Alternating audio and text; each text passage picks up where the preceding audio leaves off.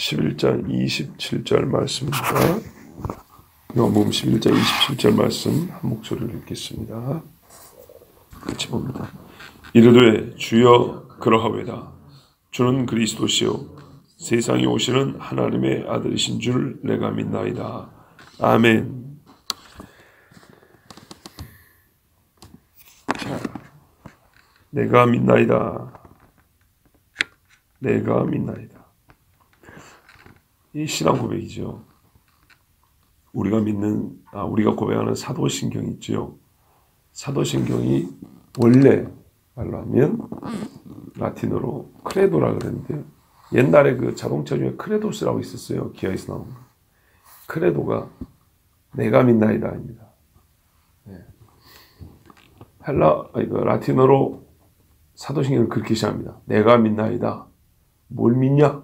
뒤에 성자, 성부, 성부, 성자, 성령 이렇게 순서가 되어 있습니다.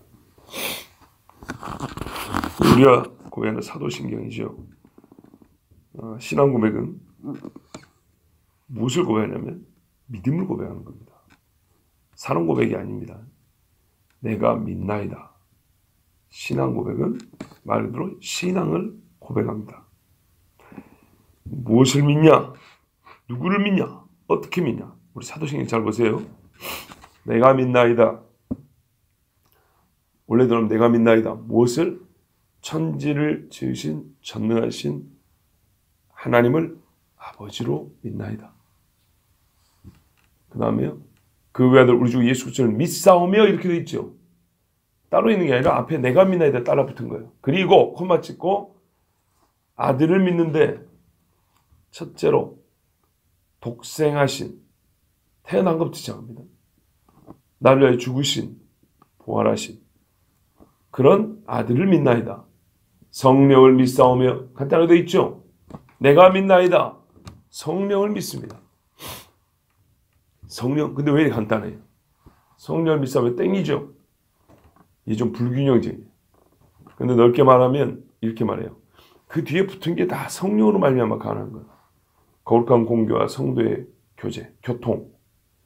생각해보세요. 성령의 교통하심 이렇게 되죠. 성령이 교회를 세우시고 교회 안에 성도들 안에 교제하게 하시고 그걸 어떻게 해요? 주님 다시 오심과 심판에 이르기까지 믿게 하시는 분이 누구라고요? 성령이라고. 그래서 뒤가 통째로 성령입니다. 그래서 신앙 고백은 삼위일체 하나님에 대한 고백으로 되어 있습니다. 내가 믿나이다. 누구를 믿는다고요? 삼위일체 하나님 믿는다고요. 자, 그냥 믿나이다 하면 안 되죠? 어제도 그랬죠. 항상 믿음의 내용 없으면 믿음 아닙니다. 어떤 하나님이야 했더니 아버지로서 하나님.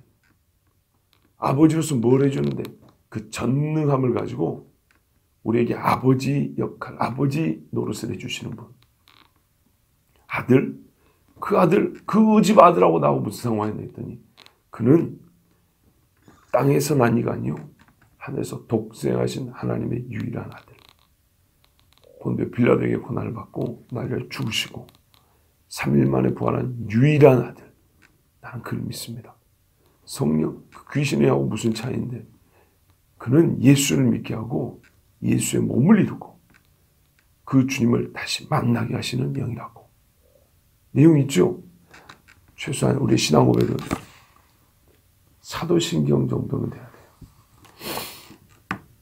우리 기독교 저작 중에 가장 유명한 책이 몇 권 있는데 그 중에 기독교 강요라고 있죠.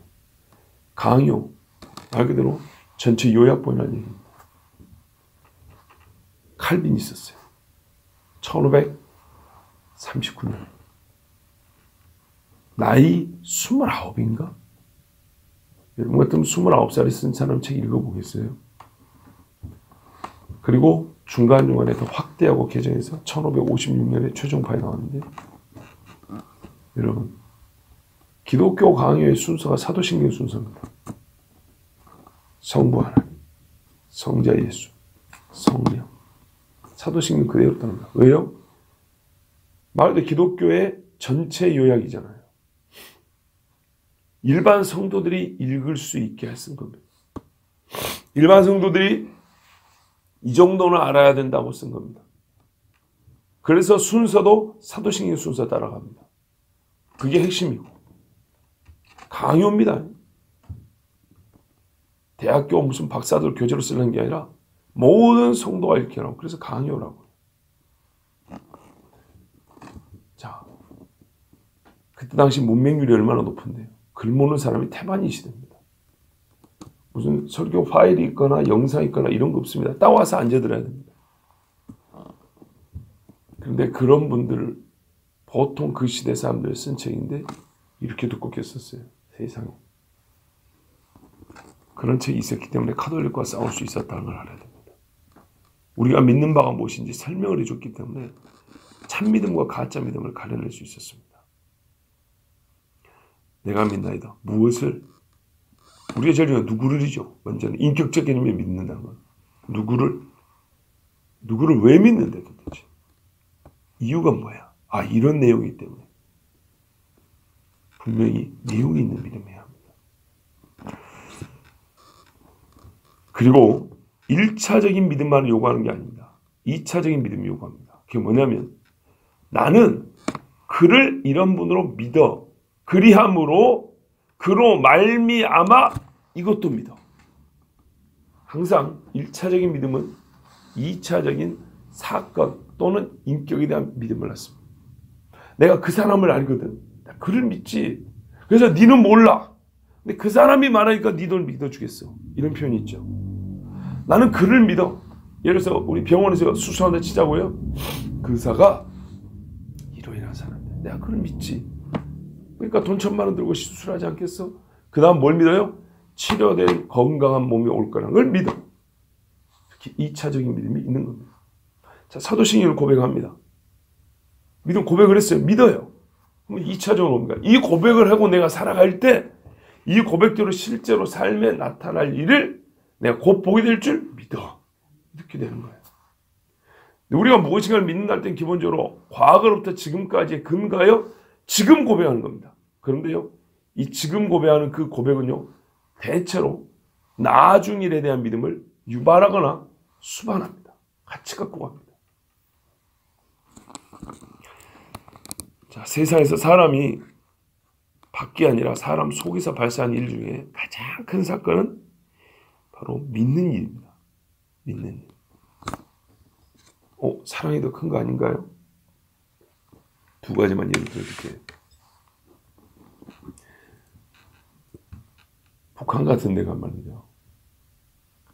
자녀가 부모를 고발한답니다. 신념 때문에. 무슨 말씀 이해되시죠?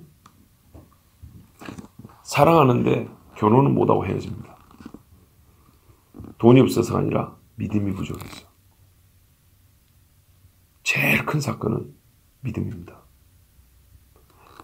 정말로 큰 사건은 믿음이에요. 이것이 우리 속에 있으면 그러므로 드러나지 않을 수가 없습니다. 모든 것을 이깁니다. 성경에 그러잖아요. 믿음이 있으면 세상이 그 믿음을 감당하지 못한다. 뭉뚱그레 세상이 아니에요. 세상에 있는 모든 것, 어떤 것이라도 믿음은 못 이겨. 그 말입니다. 실제로 우리가 보고 있지 않습니까? 또 기독교 역사, 세계 역사 가운데 사람이 살아온 것을 보고 들었잖아요. 믿음이 가장 강한 겁니다. 이것을 누가 줘요? 그러므로 사람 속에서 발생이 안 됩니다. 하나님이 거듭나게 해주면 예수 그리스도에 대한 믿음이 생깁니다. 자, 그래서 신앙 고백이 정말로 중요합니다. 자, 그런데요, 믿으면 우리가 우리 속에서 이렇게 발생을 하죠. 그럼 표현할 때 가장 먼저 하는 말이 있어요. 표현할 때. 그거는 가장이라고 볼 수는 없지만 믿습니다라는 고백도 하지만 믿음이 생기면 아주 독특한 행위를 하게 되는데 이름을 붙여요.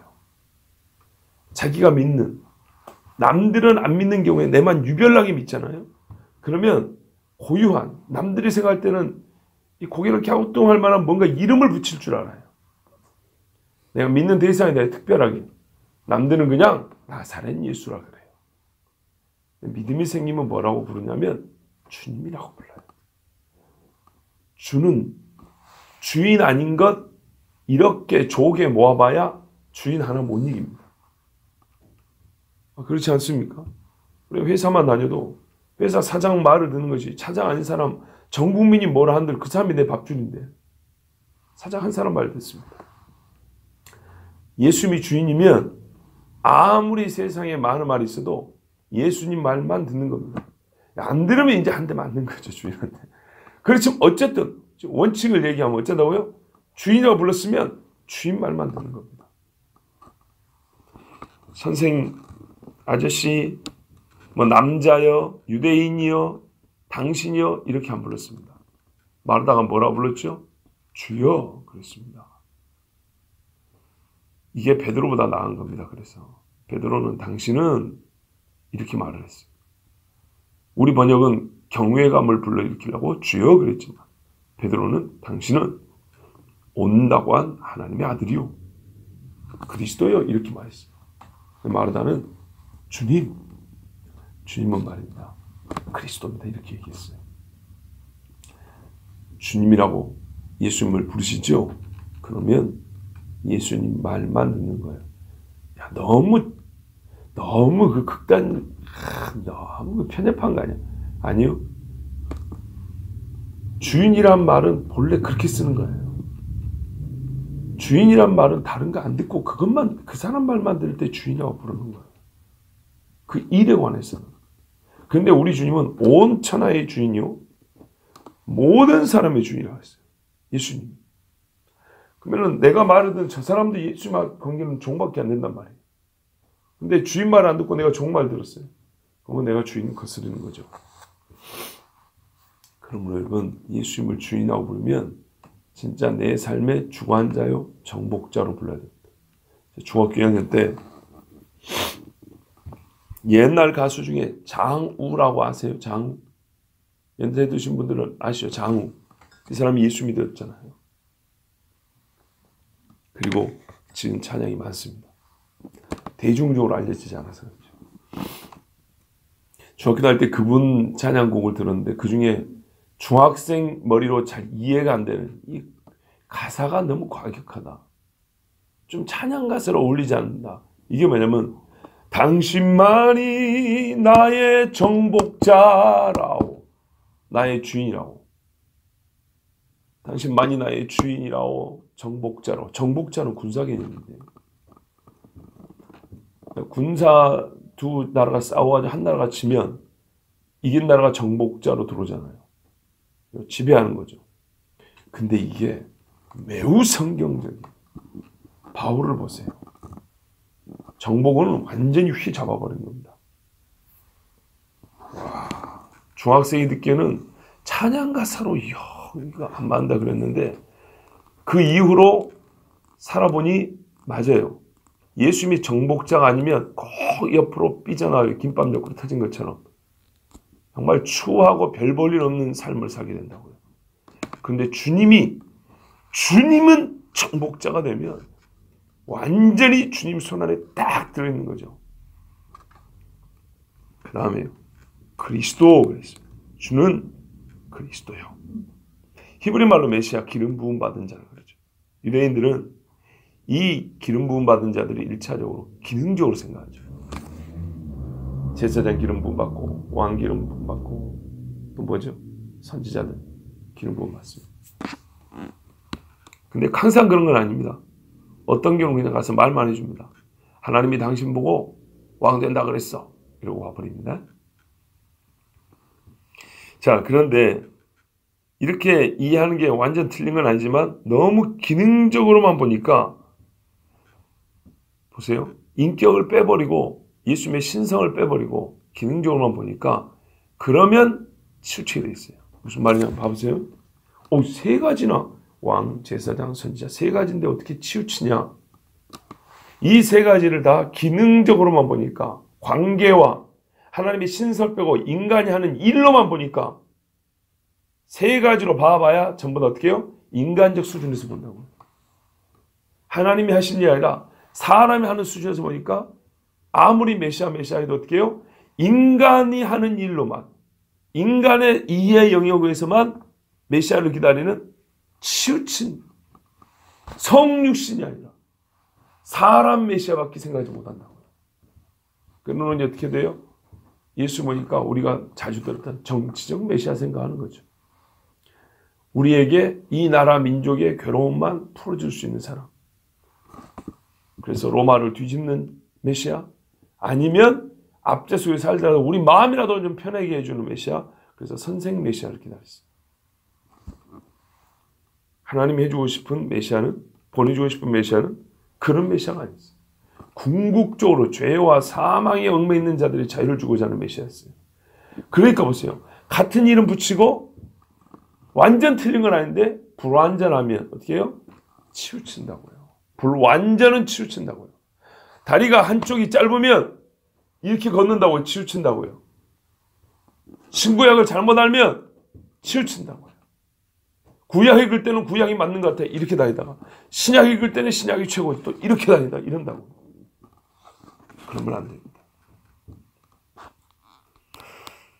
그러나 메시아는, 그리스도는 기능적으로 이해해서 기름 부음 받은 자 이렇게만 받아들이면 안 됩니다. 그런 역할을 해줄 사람이 필요하다 이렇게만 보면 안 되는 겁니다.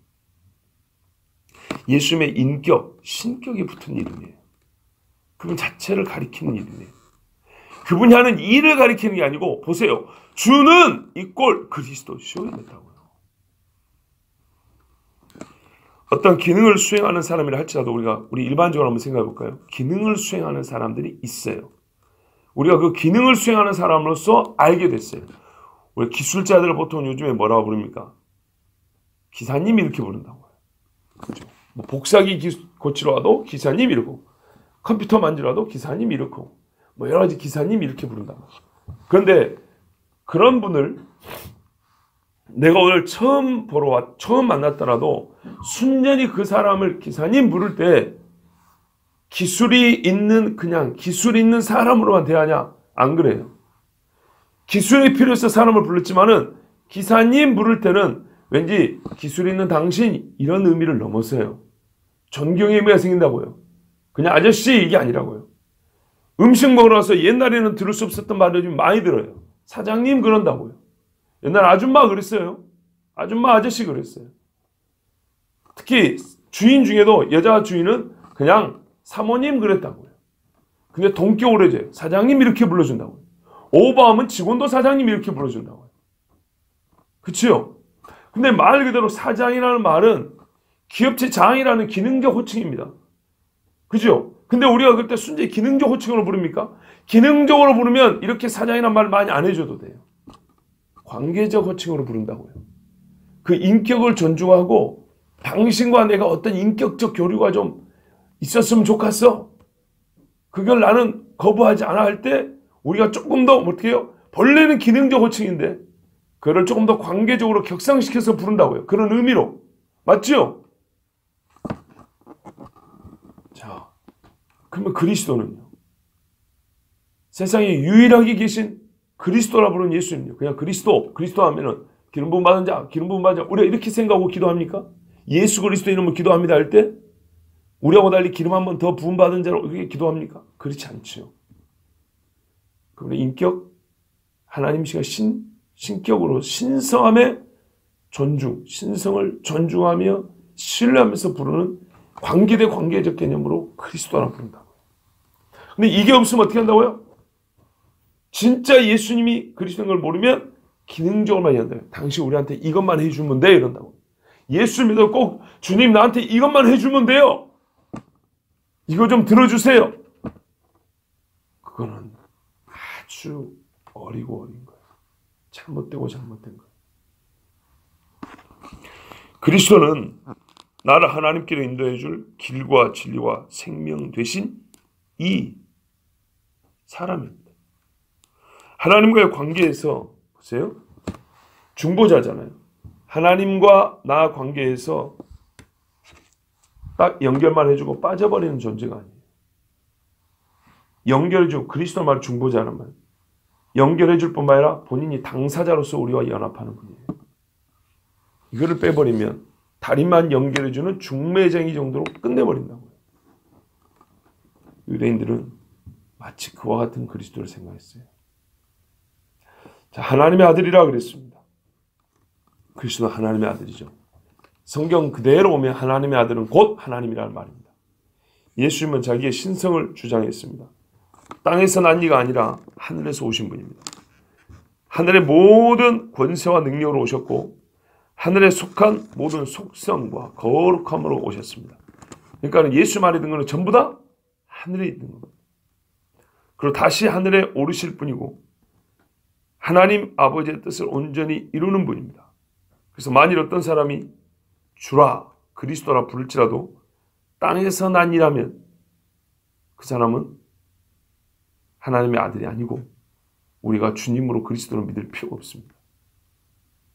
우리가 자주 말하는 적그리스도는 자기 스스로를 하나님이라 내세우고 그리스도라 하지만 그는 순전히 땅에서 난 악한 자이므로 하나님의 아들이 아니므로 그리스도라고도 믿어서는 안 됩니다.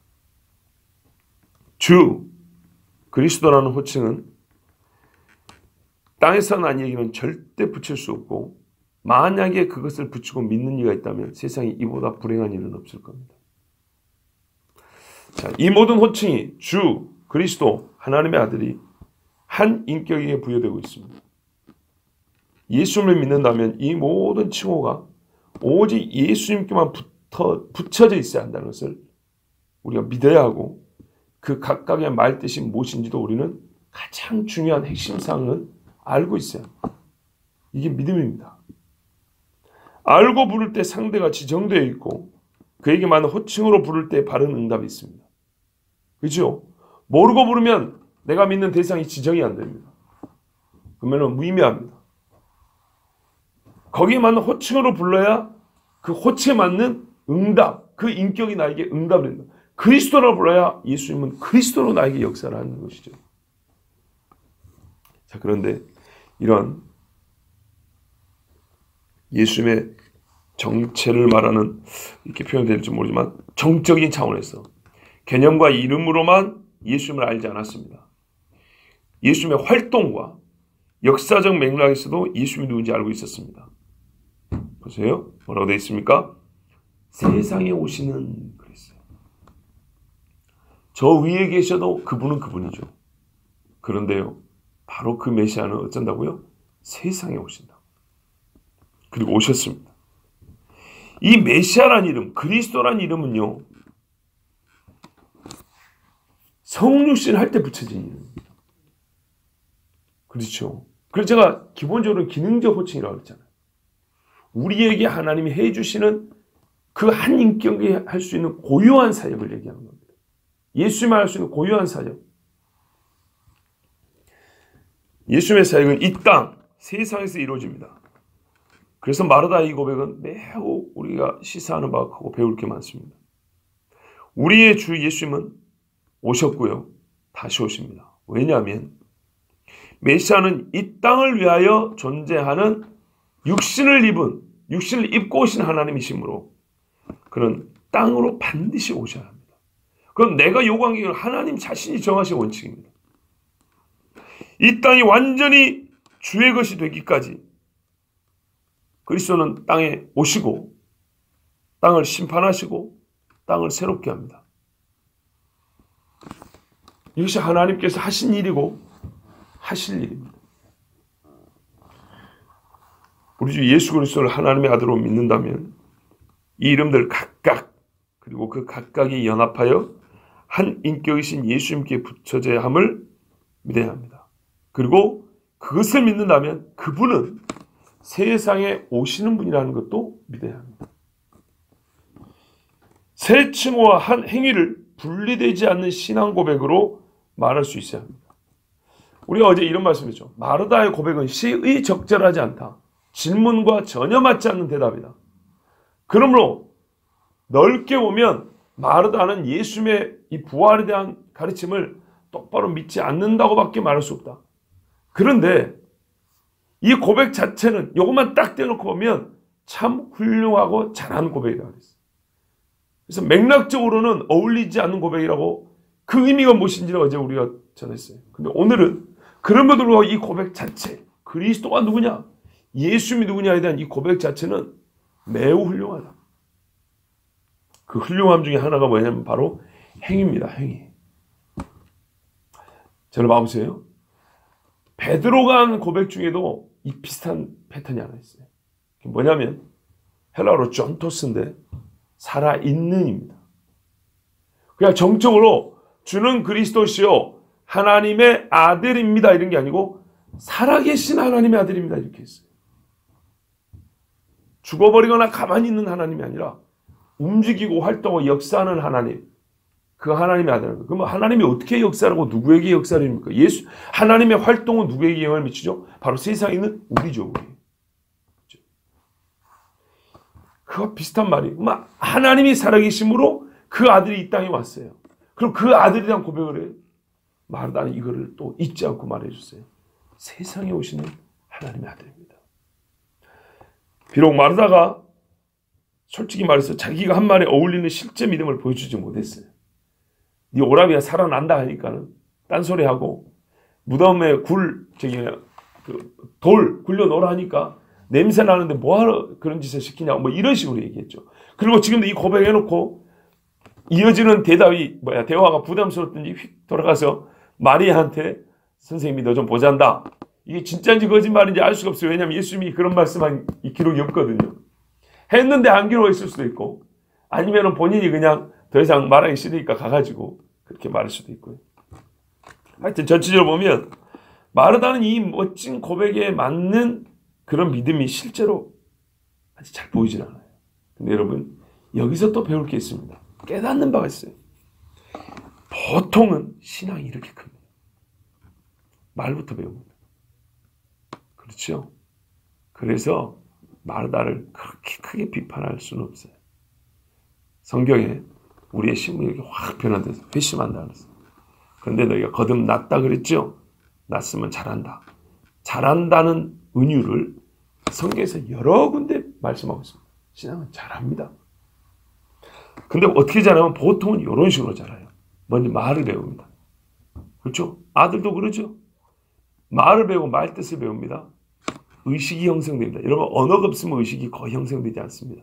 본능적 의식은 있을 수 있지만 이 지적인 활동 하나님 주신 이 머리는 거의 잘하지 않습니다. 말과 함께 두뇌 활동이 경험으로도 되지만 말이 있어야 됩니다. 자, 말과 실제의 차이가 나기 마련입니다. 보통은. 그런데요, 이 차이를 좁히는 게 바로 신앙훈련입니다. 그리고 차이가 없도록 말한 것과 사는 것이 완전히 일치하고 믿는 것과 말하는 것과 사는 것이 하나가 되도록 인도하고 성장시켜 주신 분이 하나님이십니다. 설교리죠. 나는 물 준 것밖에 없다. 자라게 하시는 이는 하나님이시다. 씨 뿌리고 아볼로는 물 주고 하나님이 자라게 하시고. 그리고 자란다는 것은요. 그 안에 기본 전제가 잘 자란다는 얘기죠. 그죠? 잘못 자란 건 잘한다 말도 잘 안 하죠. 이거 죽어버렸네 이러지. 잘 자란다는 잘에는요. 균형과 조화가 들어있는 거예요. 항상 들어있어요. 하나님은 이 말로 시작된 신앙의 성장을 계속 이뤄나가시고 균형을 잡아주십니다. 어떤 이는 경험으로 먼저 신앙생활 하는 경우 있어요. 그러나 여러분 한 번에 그 극적인 경험이 신앙의 모든 것을 다 균형 잡혀주는 거 아니에요. 그러니까 잘 보세요. 저는 지금 신앙의 시작을 말로 한다는 얘기를 하는 게 아니에요. 성장을 얘기하는 거예요. 신앙의 시작은 말을 듣고 믿는 분이 있고 경험을 해서 회심하는 경우가 있어요. 그래도요. 경험을 해도 그 경험이 이게 하나님이구나 라고 하려면 하나님의 이야기를 한 번쯤은 들어야 돼요. 그렇지 않으면 이게 세상 사람들은 부처가 도와줬다 그러고 자기 조상이 도와줬다 그런다고. 하나님을 들어야 어떤 경험을 했어도 이게 예수님의 말은 하나님이 살아있다는 얘기구나 이렇게 되는 거예요. 자, 그런데요. 성장을 해나갈 때는 보통 이렇게 순서는 말부터 배우고 즉 성경을 먼저 배운다고요. 그러면서 자라가는데 하나님은 반드시 이 말과 즉 아는 것과 실제를 간격을 좁혀주시고 딱 균형 잡게 동등하게 그리고 조화롭게 해주시는 성장을 이루어주시는 분이 하나님입니다. 그러므로 성경에도 그리스도의 장성한 분량이 일어나는데 도대체 인간이 어떻게 그리스도의 장성한 분량이 이룬단 말입니까? 하나님이 그렇게 해주십니다. 문제는 우리가 하나님이 그렇게 해준다 해서 도깨비 망망이처럼 뚝딱 하면 진수성찬 차려지는 게 아니고 한 걸음 한 걸음 구체적 현실 속에서 하나님이 가르쳐준다고요. 예배 한 번, 기도회 한 번, 삶의 어떤 경험 한 번, 믿는 사람들 대화 한 번, 이런 식으로 하나씩 가르쳐준다고요. 이렇게 겸손하게 배웁니다. 예수님도 제자들 12명 모아놓고 초능력으로, 초능력이 아니라 신체 능력으로 마치 쫙 텔레파시 다 됐지? 다 옮겨졌지? 이렇게 하지 않으셨어요. 같이 밥 먹고 고기 잡고 걸어다니고 예루살렘 가서 돌 맞을 일도 한번 겪어보고 이러면서 제자들을 성장시켜 주셨어요. 자, 여러분 믿음으로 기도하고 이 신앙 고백하는 것도 말이죠. 하나님 앞에 인도하심을 받아야 합니다. 무엇보다 하나님 앞에 있는 신앙 고백을 할 수 있다면 예수는 주님이요 그리스도요 하나님의 아들이요 세상에 오셨으며 오실 그런 나의 주님이라고 고백한다면 이제 이 신앙 고백이 처음부터 끝까지 변함없기를 바랍니다. 문제는 이 고백이 변한다는데 또 하나의 불행이 있습니다. 절대로 변하지 말고 주님 앞에 서서 내 입으로 고백하는 그날까지 얼굴을 마주보고 고백하는 그날까지 이 신앙 고백이 변하기를 바랍니다. 기도하겠습니다. 하나님 아버지 감사합니다. 주의 사랑하는 자녀들을 불러주시고